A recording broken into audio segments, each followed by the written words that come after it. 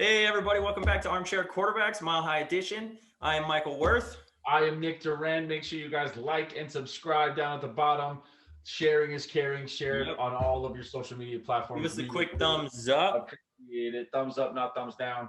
Yeah, leave a comment. Let us spread around so more people can view us. If you like what you see, give us a heads up.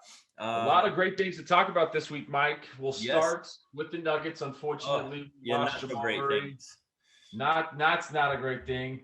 He's in the game. The game's over basically. There's a minute and a half left in the fourth quarter. We're down by 11. He's still in the game.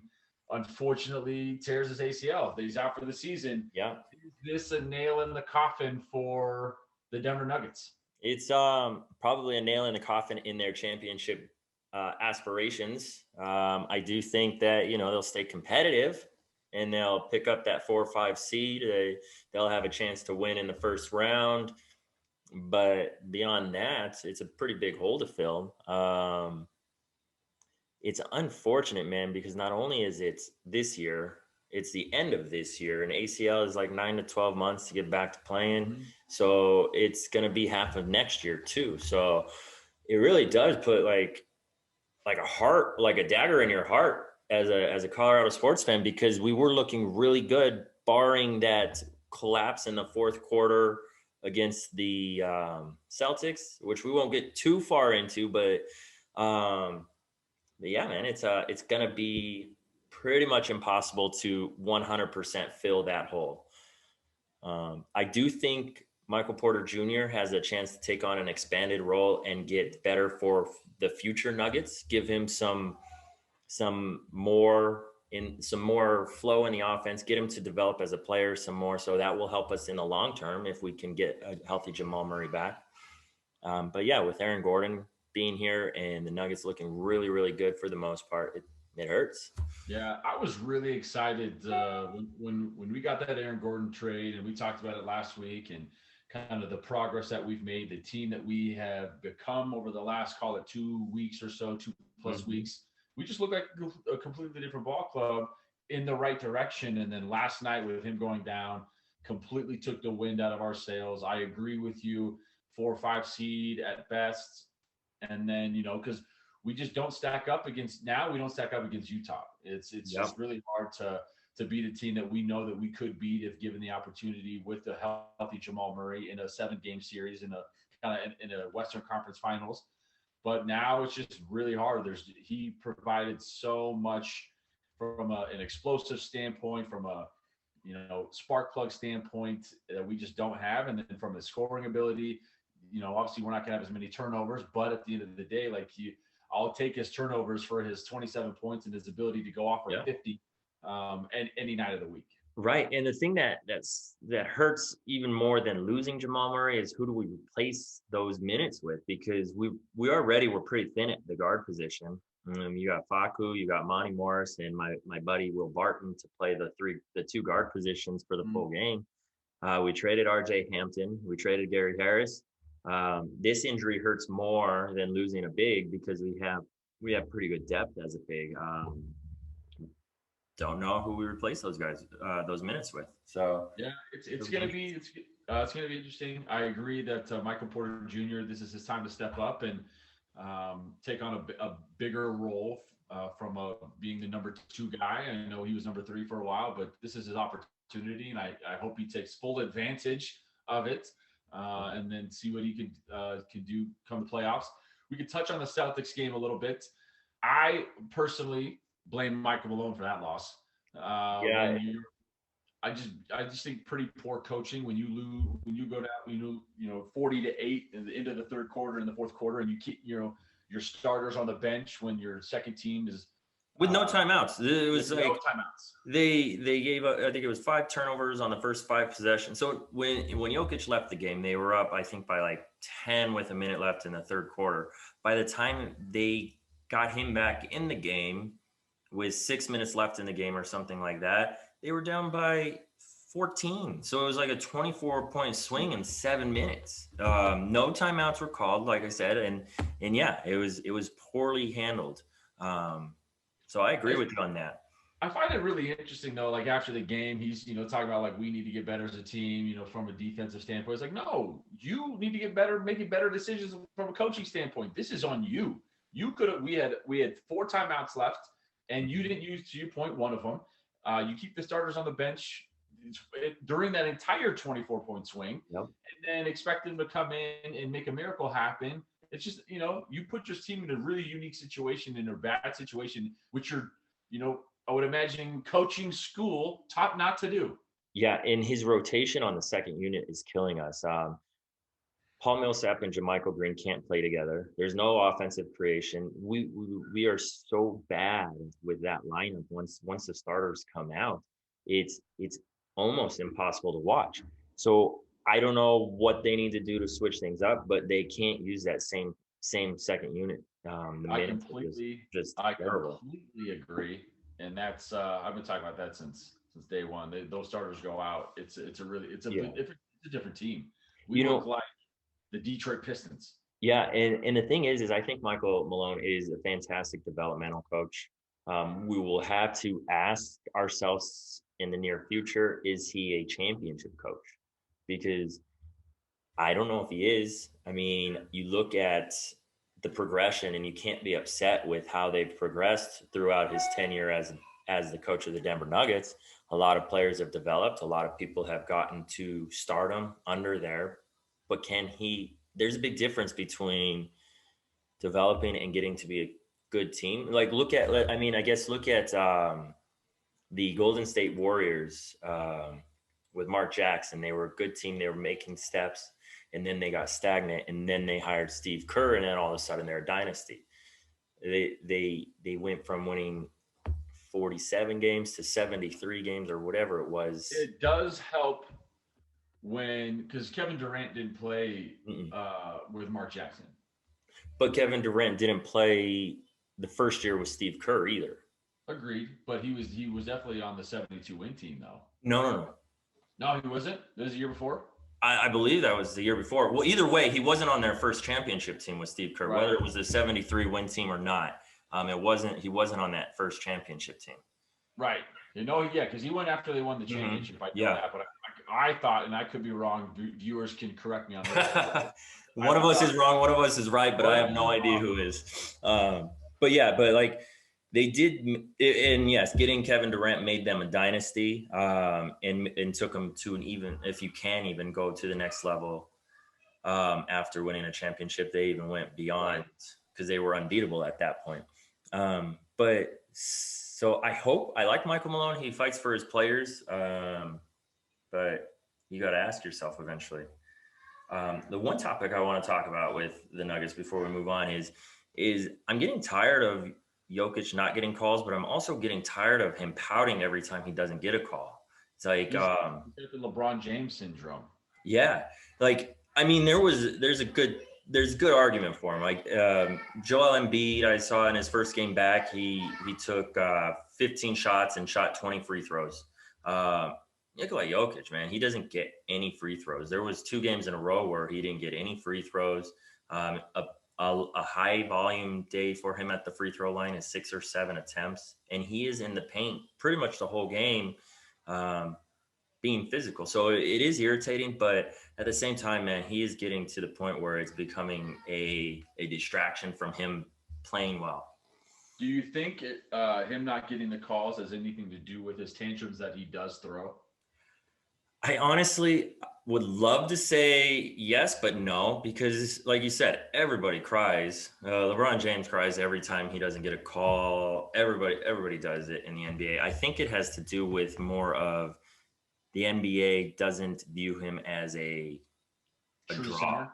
like a draw for entertainment value yet. I don't think they have him on a superstar level as far as marketing, so they don't really care. And I think there is a big difference between being a star in the NBA and what kind of calls you get, and not being a star in the NBA and what kind of calls you get. So I don't think he's crossed that threshold yet of what the NBA believes. All right, so let's talk about, so from a star standpoint, I would agree with that.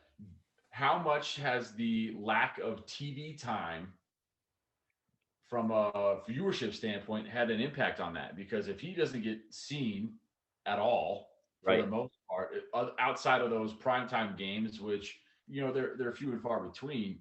But even in the city of Denver, we can't watch You the can't game. watch him. You can't watch him. And so his viewership, or his celebrity, call it, is not increasing, because he doesn't get the recognition or the views. Do you think that that lack of viewership, or that lack of uh, visibility, has any impact on Absolutely. that? Denver's still in a small market.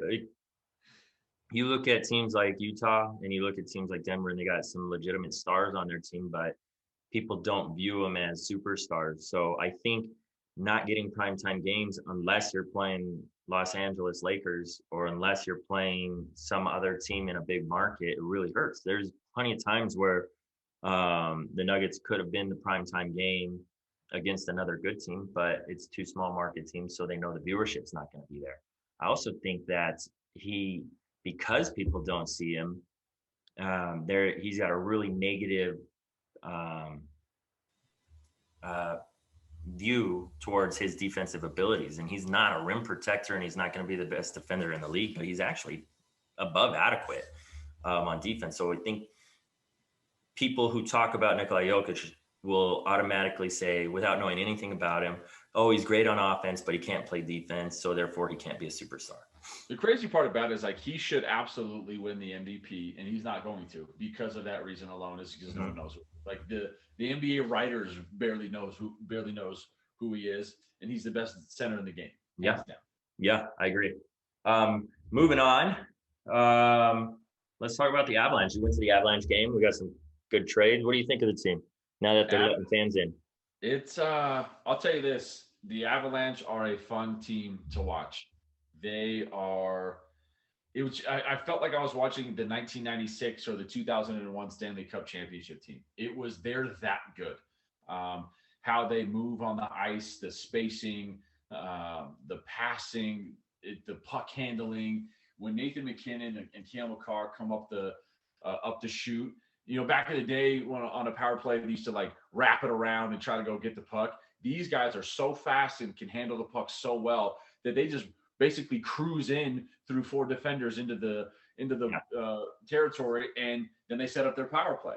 It's so much fun to watch. Grubauer gave up a couple questionable goals, to be honest with you, but at the end of the day, still 25 wins, leading the league in wins. I know we were kind of hard on him initially at the beginning of the season, but the Avalanche, they're good. And I talked to my dad, who I took to the game last night. They are the Stanley Cup favorites. Watching them last night, they solidified that in my opinion. They are the best team in hockey, bar none. And even for the last month, for example, since March 1st up until today, which today's the 14th or the 13th, the top three scorers, or the top 3 point getters in the league, are 1, 2, 3 are Avalanche. It's Mikko Rantanen, followed by Nathan MacKinnon and Gabe Landeskog. So it's 35 points, 35 points, 35 points, basically, or 36 points, 35 points, 35 points. The next is 30 with Connor McDavid, who we've talked about multiple times. Right. Top 3 point getters for the Avalanche are the top 3 in the entire league since March 1st. Yeah, it's crazy. They're absolutely insane to watch. They're so much fun. The trades that I think that they made were absolutely necessary and great. Yeah. No blockbusters, but I think it hit home with depth. It hit home with what we needed. Dubnyk, however you pronounce his name. The backup goalie. Backup goalie is exactly what we need this time. He is a veteran. 4 years ago, I mean, he's not who he was, but 4 years ago, he was 5th in the Vezina trophy votes. So he is not that far removed from being a very good goalie. So the scary part about how good the Avalanche is they were one Grubauer injury away from being not a good team. And so now they can probably make it work still if he needs a night off, or if he gets hurt for a week or something like that. I mean, he's going to have to take some nights. I'm not going to lie.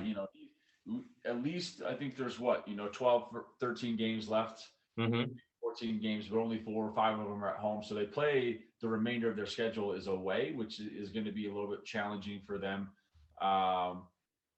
but he's going to need to take up those games. He's going to have to take at least 3 off, at least Yeah. 3, Yeah. to as rest as he needs to be in going into the playoffs. But they're 19-3-3 in their last 25 games. It's the best 41 points out of the last 25 games. It's the best streak that they've ever had in Avalanche history, and so they're stacking up really really well in the league. They're what, a 4 or 5 point lead against in the West Yep.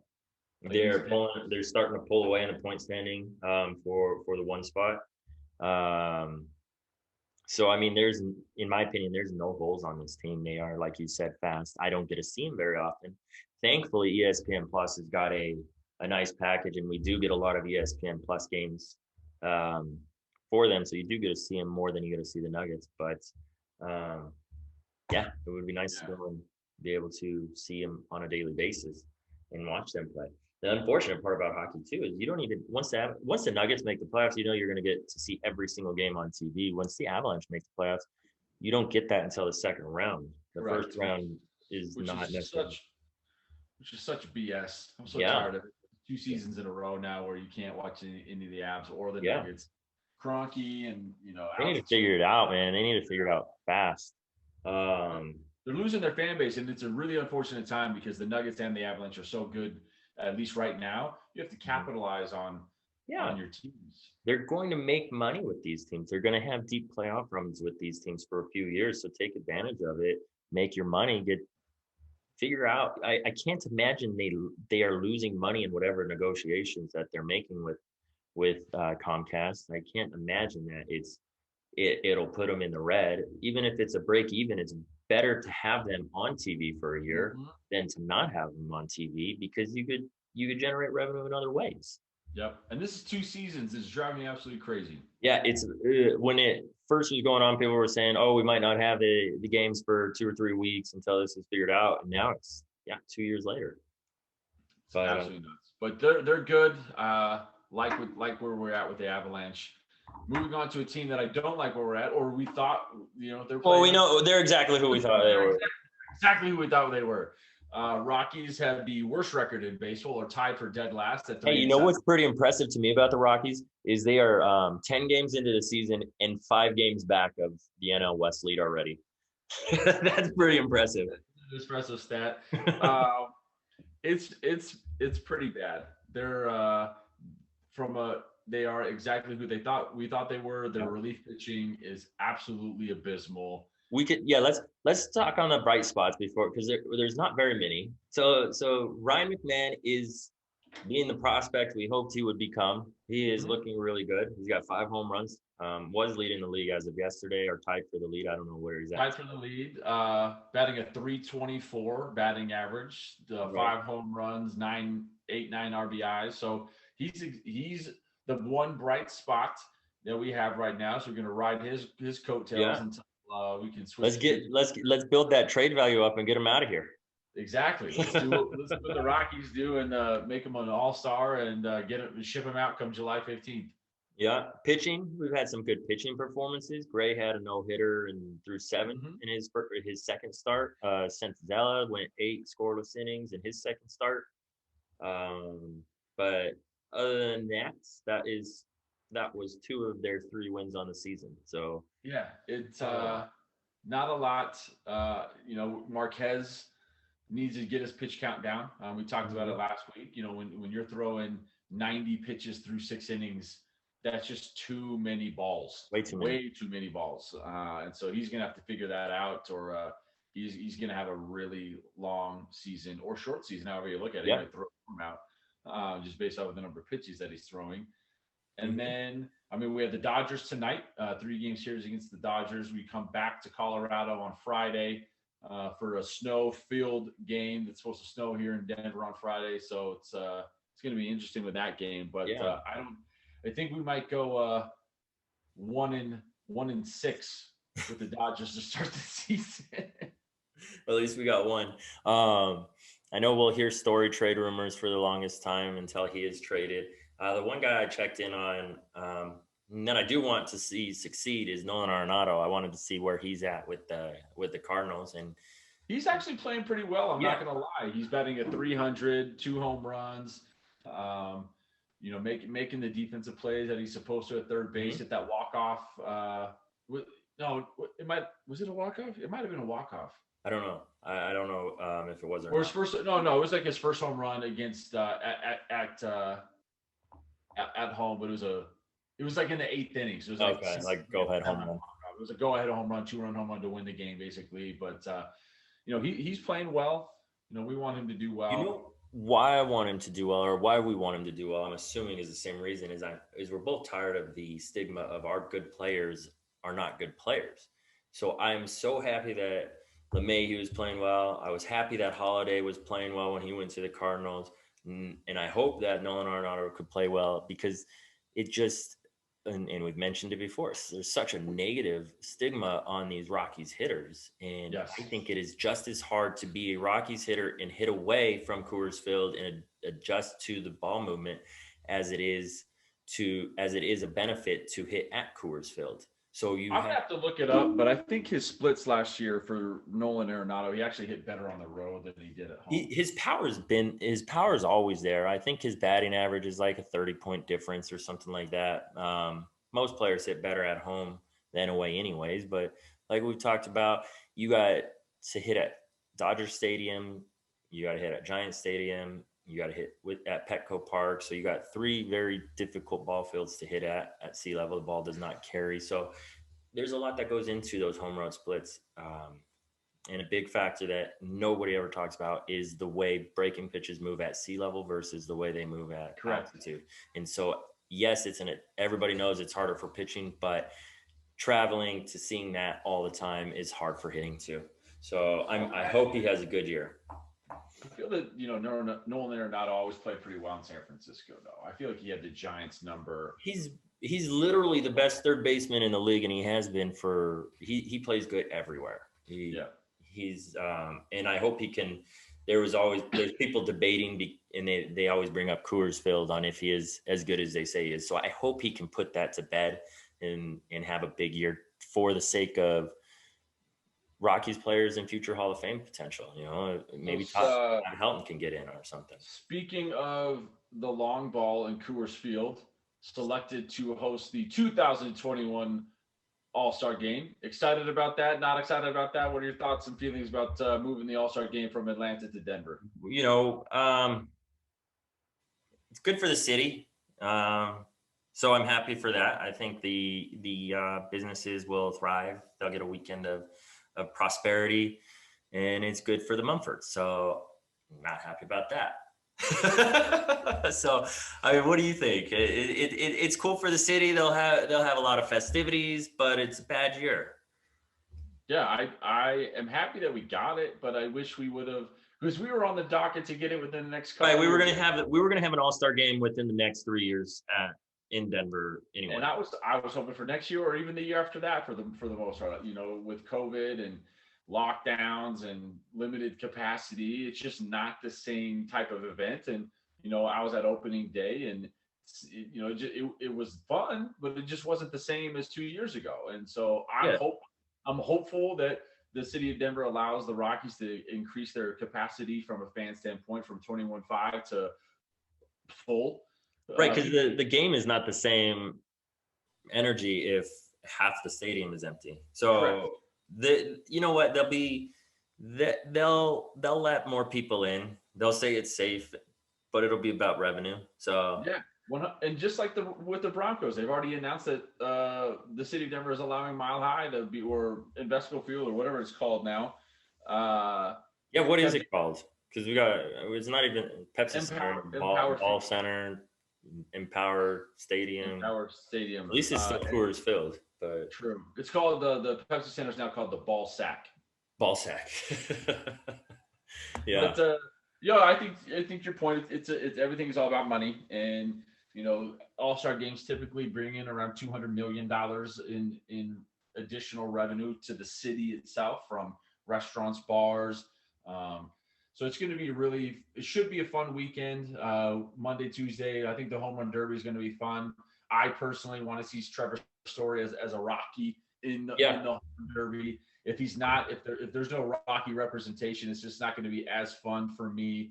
But seeing, Giancarlo Stanton, Peter Alonso, I think Mike Trout would be fun to watch. Yeah, I remember the last time we had the All-Star game, 96, right? Was it 97?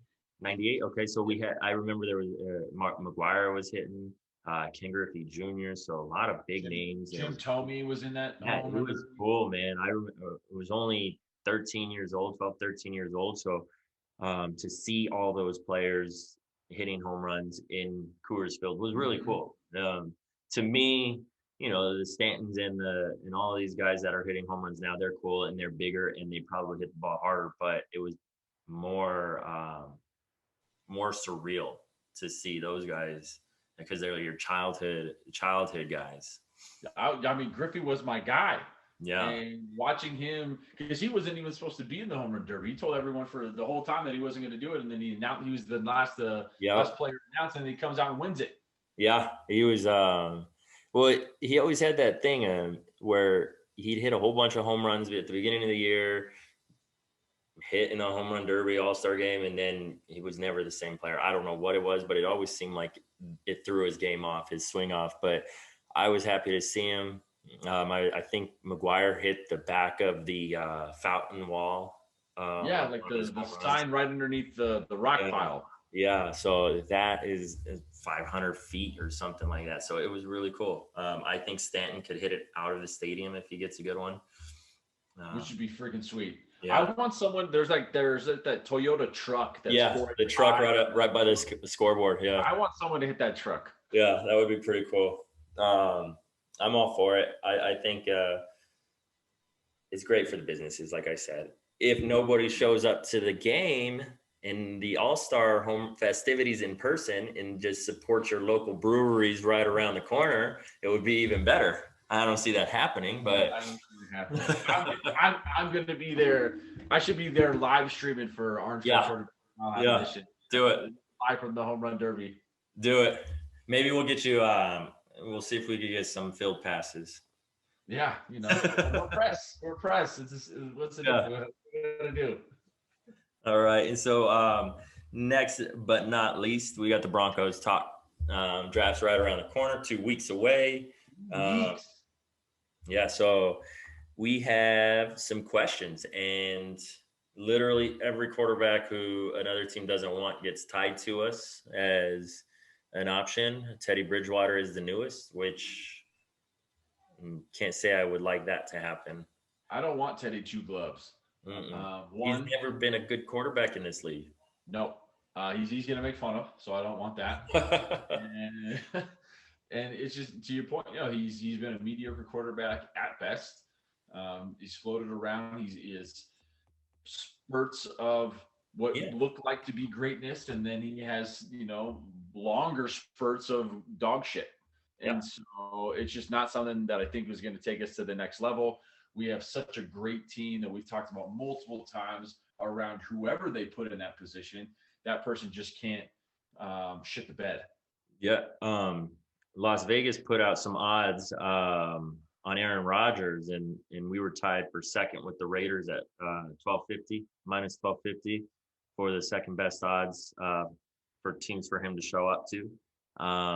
Green Bay is the overwhelming favorite at +2,000, but I thought it was really funny. They had him at -600 to be the next full-time Jeopardy host. So he's more likely to be the Jeopardy host than the Broncos quarterback, but again, tied into the Broncos.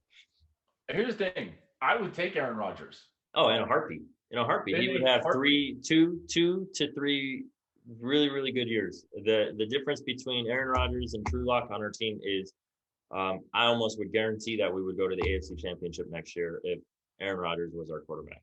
100%, and we'd have 7 primetime games. Oh, yeah. It would be every other week. And then on the swing games, if you're out of state, you're probably going to get the Broncos for the afternoon game every time. Mm-hmm. And so the crazy part is like the Broncos home schedule is terrible. I hate it. Hey, but you get an extra one. You get nine home games. So you get 10 home games. It's 10 home games. However you slice it, one that counts and 9 that do. What? What do you mean?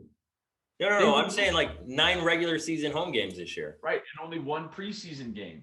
Oh yeah, yeah, yeah. Okay, I get what you're saying. I get what you're saying. But yeah, but I go nobody. to 10 games, and whether there's an 8-game season or a Yeah, 9-game. but there's such a big difference. The being a season ticket holder and being forced to buy spring or preseason games is like an obligation. Nobody wants to buy the preseason games with the package, but you just Well, have. those are the best games to give away.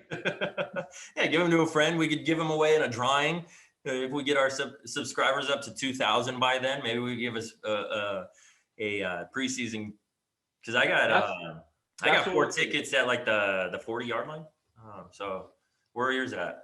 That's what we'll do. If we get to 2,000 subscribers by when's the first Broncos? Probably the second week of August. Maybe the 2,000th subscriber.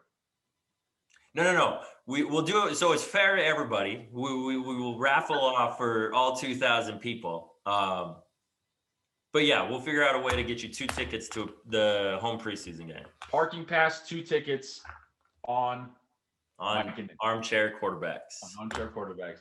A lot of talk about moving up to that 4th pick, trading Atlanta moving back and going after Trey Lance.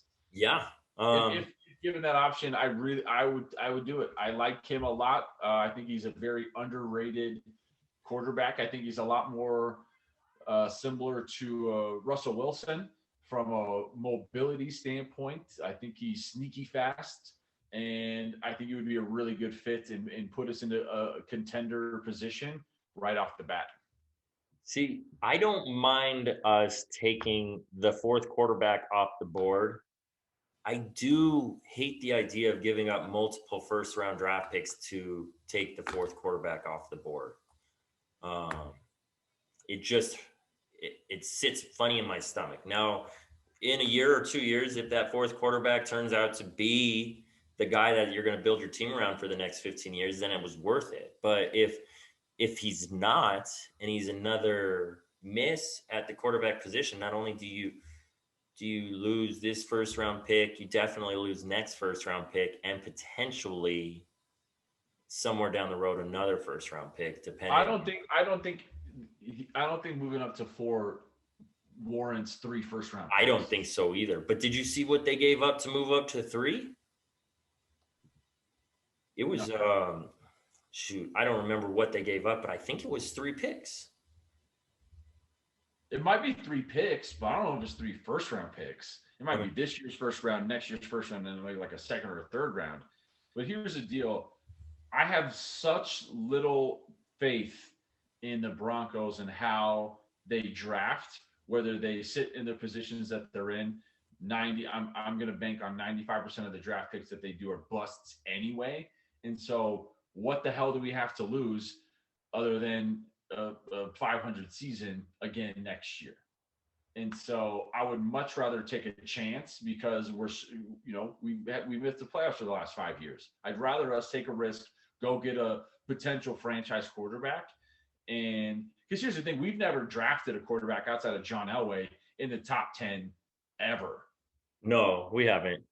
But we did draft Paxton Lynch in the 1st round, and he was awful. And Tim Tebow. But at least he was serviceable for a season. True. But it's just, drafting the quarterback at 23, 24, 25 is different. So I just pulled up the trade for it. So it's to move from 12 to 3, which obviously 12 is not as valuable as 9. They gave up their 12th pick. So their 1st-round pick this year, their 1st-round pick next year, their 3rd-round pick next year, and their 1st-round pick the following year. So 2023? Yeah. That's a lot of picks. That's what I'm saying is there's I don't know if it would be worth 3 picks unless you can guarantee, you can't make that guarantee. Now, what I like to see is I don't think Trey Lance will fall to us, but I do think the possibility of Lance or Field falling to us is decent. And I like both of those guys. I just think that people are going to get quarterback happy. Yeah. And we just might see the first four quarterbacks go 1, 2, 3, 4. So and then somebody might trade up to 5 and pick the 5th. And then if that happens, that's not necessarily the end of the world to us, because you could get a really good player, because now all of a sudden you can take the 3rd best player in the draft or 4th best player in the draft at 9. You'll take the best player in the draft at every position. Yeah. Yeah. So I mean, I've seen mocks with that tackle from Oregon falling all the way down to us because of the quarterback movement up top, which would be fantastic because we'd be able to put him at right tackle and our offensive line would be fantastic. Linebacker from Penn State, I'm seeing a lot, which I wouldn't be upset about Michael that Parsons. either. Yeah, he's on a lot of people's draft boards. You still get the Caleb Barleys and Patrick Surtains, but yeah, I agree. If the tackle from Oregon falls to us, great. If Michael Parsons is there and there's no quarterback available, right? I would personally go linebacker because I feel like it's the biggest gap in our defense. Yeah. And our offensive line isn't that bad. No, it's not. And what's his face who held out last year? If he's healthy and can play for us, he's not a bad right tackle. It's been 2 years. He opted out of last year and he got hurt the year before. So it's hard to envision him being good for us. But if he can suit up and he is mentally there and physically there, he's serviceable. He's more than serviceable. So I agree with linebacker being the bigger need. But having 2 tackles that could potentially be 2 of the best tackles in the league would be pretty nice luxury. It makes a quarterback coming here to play for the Denver Broncos a lot more appealing to know that his front and backside are protected as best they're going to be. And as bad as Cushenberry was a center last year, I think he's going to be a great center. So Floyd Cushenberry. Yeah, I think he's going to take a big step for us. I think he struggled to adapt as a center as a rookie, but he'll be good for us. So you got Dalton Risner.